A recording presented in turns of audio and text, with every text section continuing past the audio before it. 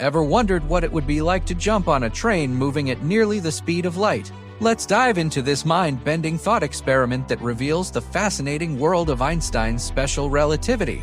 Picture yourself on this extraordinary train, rushing through space at 99% the speed of light. Your first instinct might be to think, if I jump forward, I'll add my jump speed to the train's speed. But here's where things get weird. That's not how it works at these speeds. In our everyday world, speeds simply add up.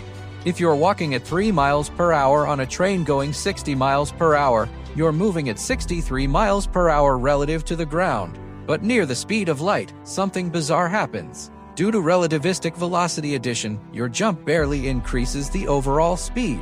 Even if you could jump at 100 miles per hour, it would only change your speed by a tiny fraction. But that's just the beginning of the strangeness. Time itself behaves differently at these speeds. To someone watching from Earth, everything on the train would appear to move in slow motion. Your watch would tick slower, your movements would seem sluggish, and even your biological processes would appear to slow down. But here's the kicker: you wouldn't notice any of this. From your perspective inside the train, everything would feel completely normal. The train itself would experience something called length contraction. To outside observers, the train and everyone inside would appear squashed in the direction of motion, like a compressed accordion. Yet again, you wouldn't notice this distortion from inside.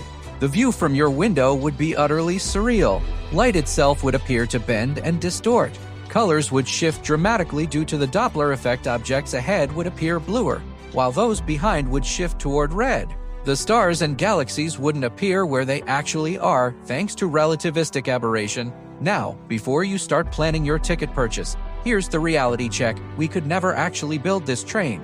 The energy required to accelerate something as massive as a train to these speeds would be astronomical, more than all the energy our civilization has ever produced. As particles get closer to light speed, they effectively become more massive, requiring exponentially more energy to accelerate further. But that's exactly what makes this thought experiment so valuable. It helps us understand the fundamental nature of space, time, and motion in our universe. Einstein's special relativity isn't just abstract mathematics, it describes the actual fabric of our reality, where space and time are interwoven, and nothing with mass can reach the speed of light. So while we can't build this relativistic train, exploring these ideas helps us grasp how our universe really works at its most fundamental level.